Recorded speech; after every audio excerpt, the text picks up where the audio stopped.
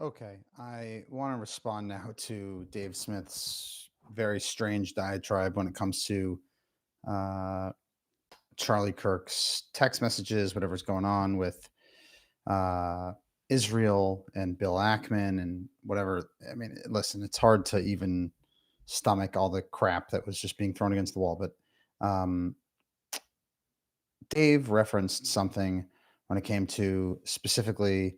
Um, Charlie sending him a message after his debate with Douglas Murray, saying that he agreed with a lot of what he was saying. Um, and somehow that's indicative of Charlie's support for Dave Smith. This is the truth about that debate, and this might be unpopular for some, but it's just the reality. I think that Dave Smith actually smoked Douglas Murray in that debate on the Joe Rogan Experience. Nothing to do with the issues, simply the fact that Douglas Murray took a position in which he is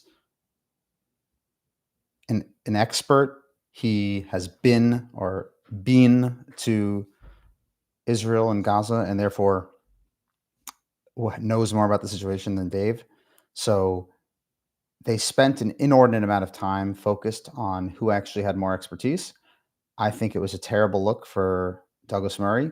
Nothing to do with the issues. So if Charlie sends a message to Dave Smith saying that he agrees with him or thought that he did well in the debate, it is not necessarily talking about the issues. There's more to that story.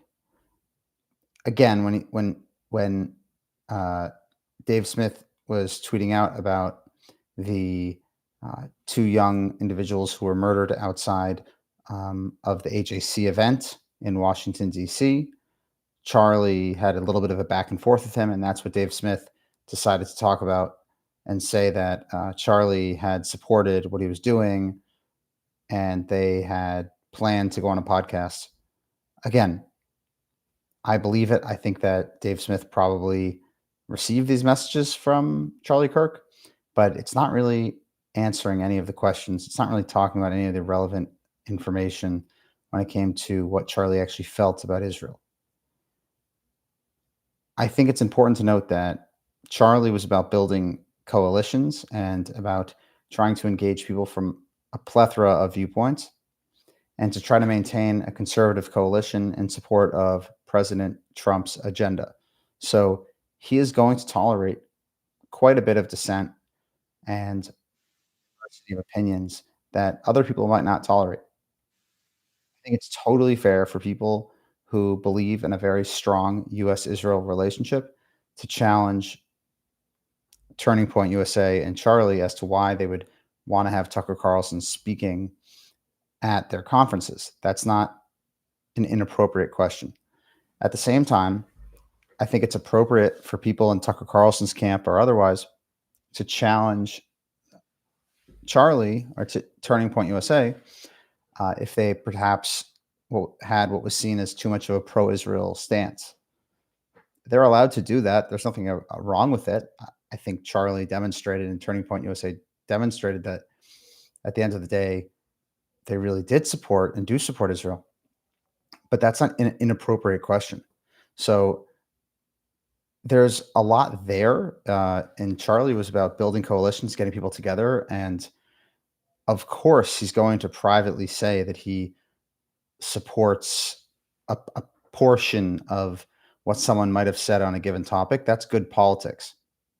Charlie is inviting Dave to speak at Turning Point USA, the event, and have a conversation with or a debate with Josh Hammer. And Charlie knows that Dave is on a ton of different media platforms, has a big audience.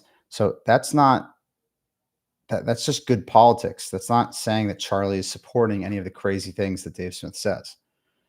So I struggled through Dave's episode there. I think that when he has his Robbie the Fire Bernstein and they're talking about if Israel murdered Charlie or something, it's completely crazy.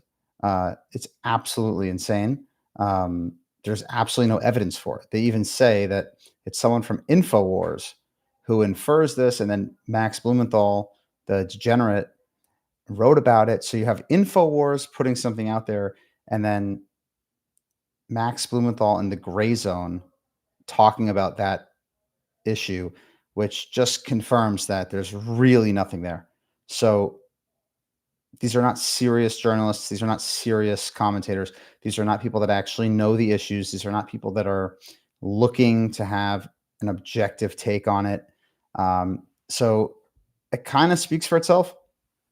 And again, I can totally understand why Charlie would be under a lot of pressure. There's a lot of people who understand how close he is to the president.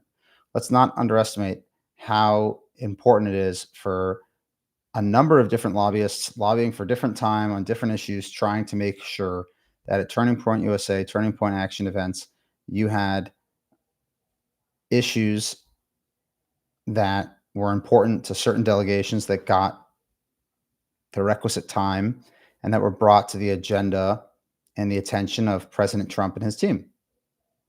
You can only imagine how much pressure that put on Charlie, and that makes sense.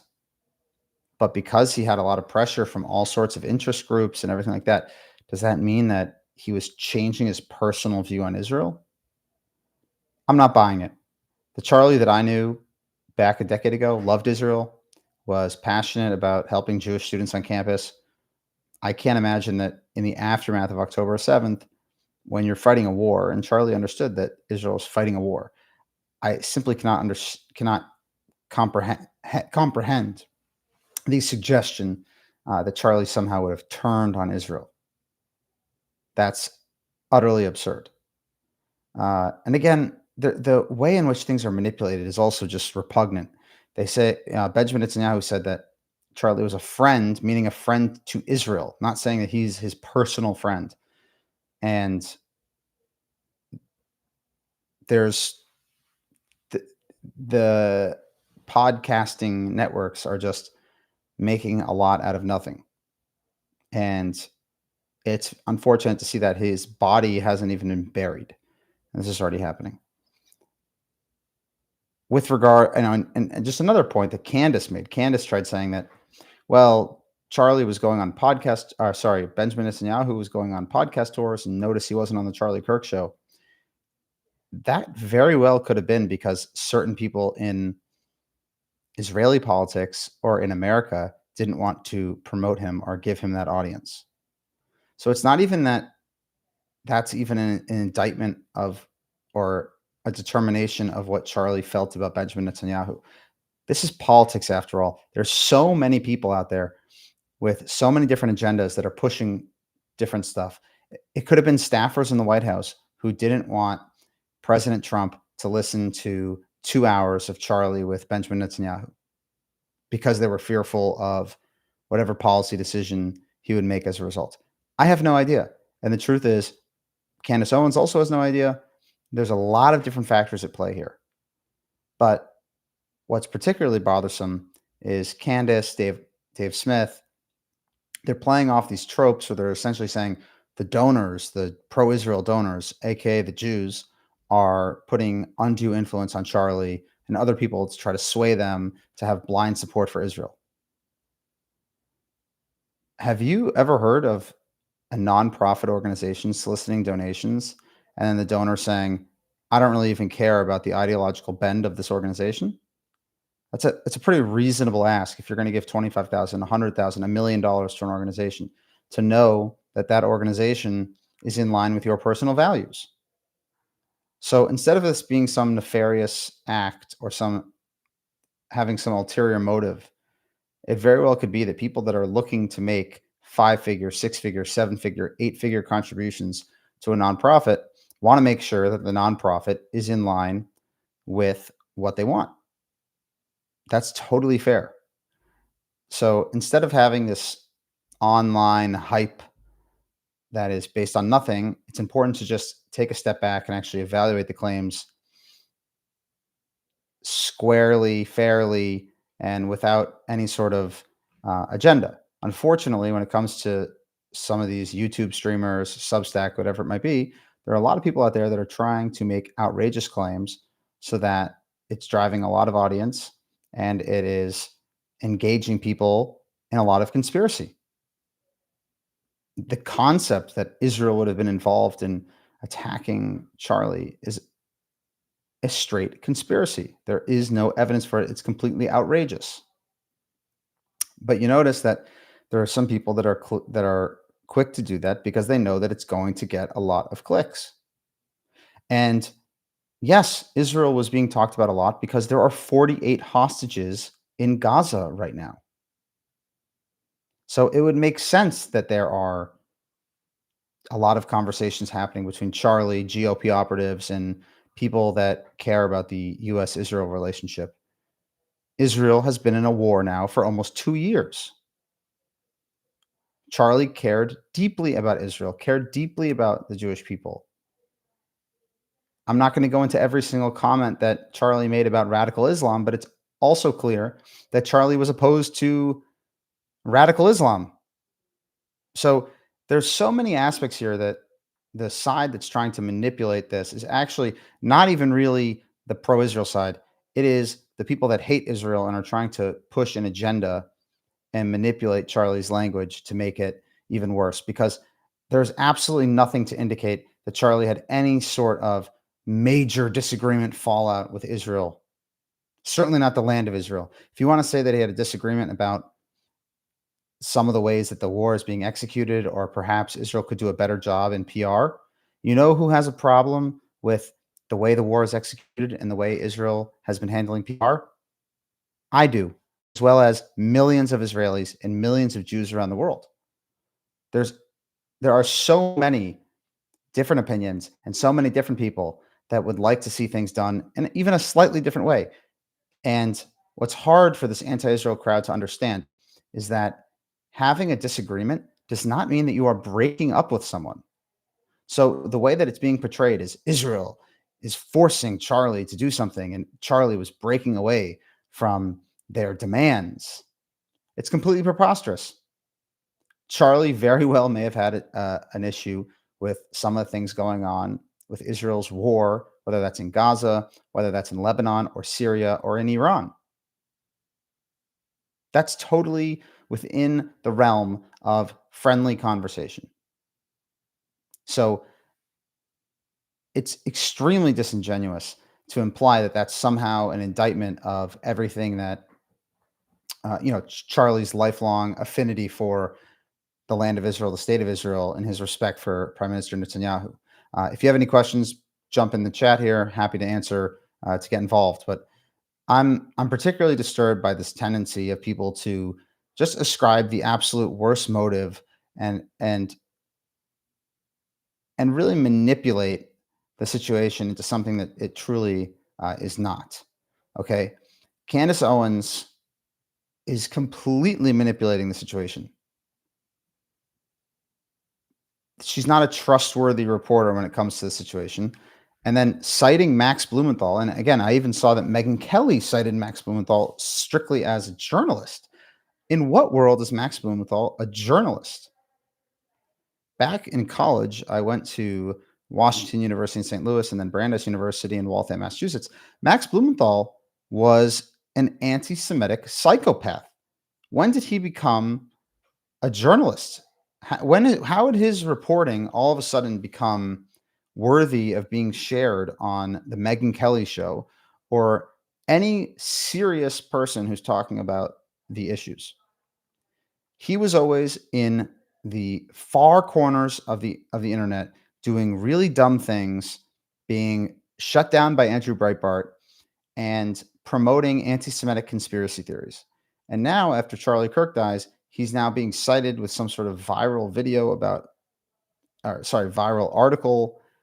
And I'm curious how and why, because this is not a serious journalist who's interested in obtaining the truth. This person has an obsession with targeting Israel and targeting conservatives and targeting Jewish people across the world. And he's had this for multiple decades now. You can go look online. He actually wrote a hit piece against me when I was in college. I was a senior in college. And it's funny, like I went to an APAC policy conference and he says that I was funded by the APAC lobby and trying to do all sorts of different things on behalf of the Zionists who control Washington. I was several clicks to the right of APEC in college and had very little to do with anything that they were doing on campus because I was upset that they were not political enough and that they were trying to be bipartisan. And I was running around with Charlie and actually on the conservative side of things. And I had a big issue with how APAC was posturing itself on college campus. But of course, Max Blumenthal takes a little grain of truth and makes it this big, crazy thing. Yes, this is a decade ago. And he actually came to campus, and it was right before he'd come to campus. He took a prayer book, he took a siddur, and he went up to a picture that was hanging on the wall of Prime Minister Netanyahu, and he mocked Jewish prayer towards this photo, saying that this is what the Jews do. We're just worshiping Benjamin Netanyahu. So this was over a decade ago, and this is what Max has been up to. So I'm a little bit frightened by the idea that he is now considered a journalist and he is being cited by big names. The fact that Megyn Kelly referred to him as a journalist on her show, to me, is a very big deal. Any questions or anything like that, please jump in the chat. Happy to answer.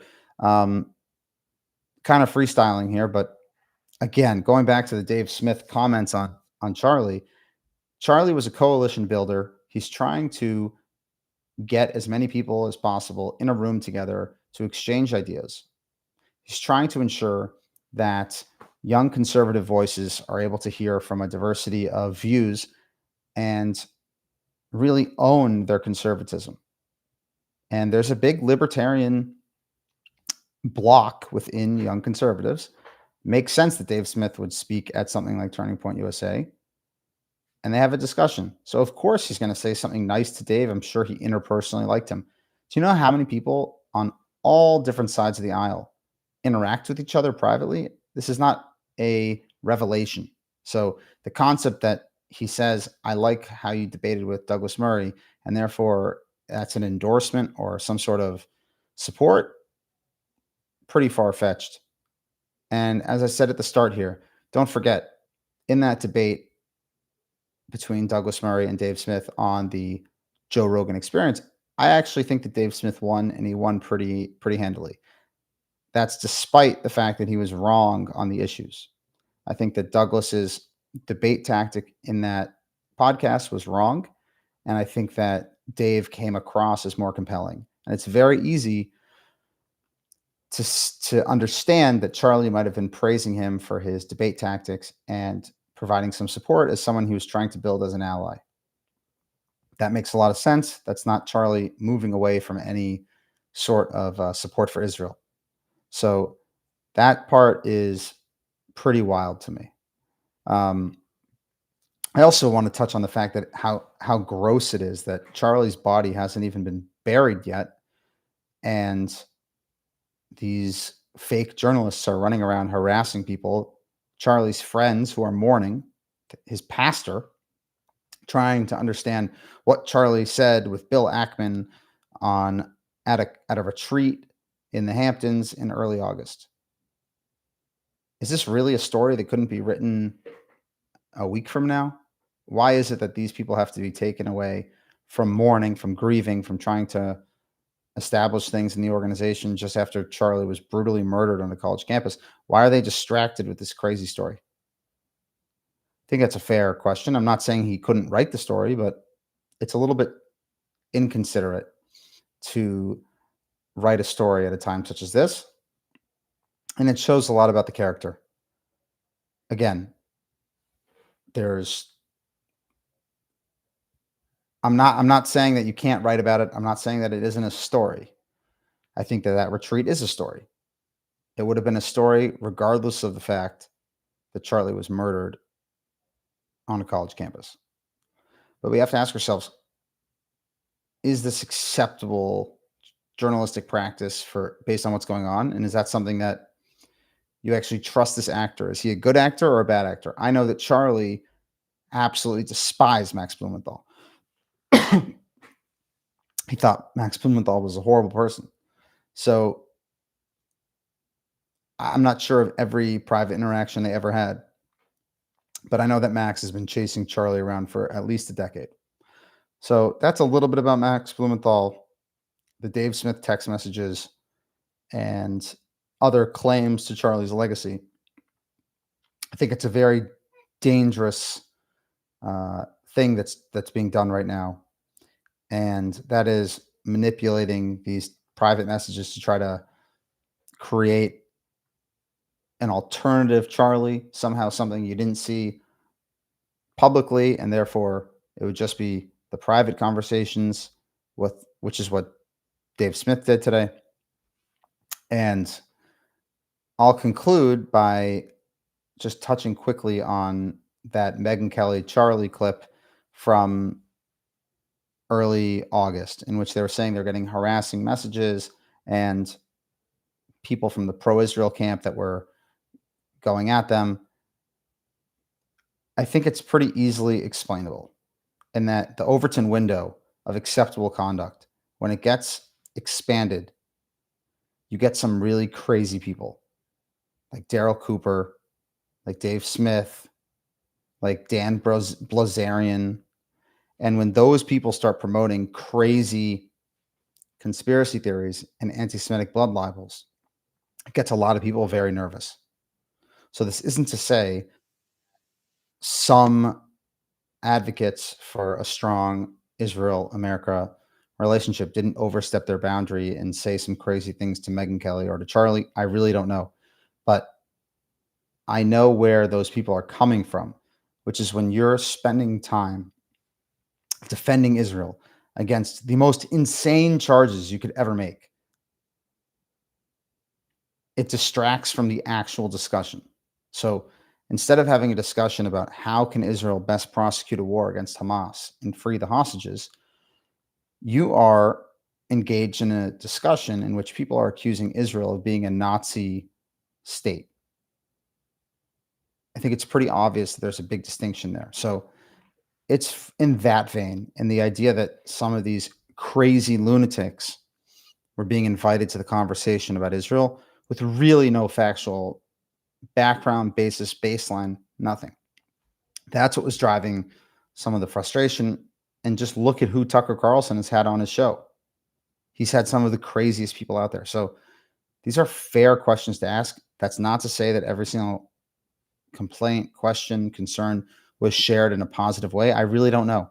But what I do know is that Charlie was squarely in a pro Israel mindset. He really loved the Jewish state and he loved the Israel America relationship. He valued it, he understood it, loved the land of Israel, loved visiting Israel. And there's no private text message that could change that. Charlie was a friend of the Jewish people, one of the strongest supporters of the Jewish people on US college campuses, and he'll be sorely missed. So I hope that his legacy will be evaluated at a later time and not fought between random text messages from Candace Owens and from Max Blumenthal and from Dave Smith. But if they're going to continue to do this, then it's important to correct the record. And I intend to do that. So like, subscribe, send any comments. I'll be happy to connect at very soon. Thanks.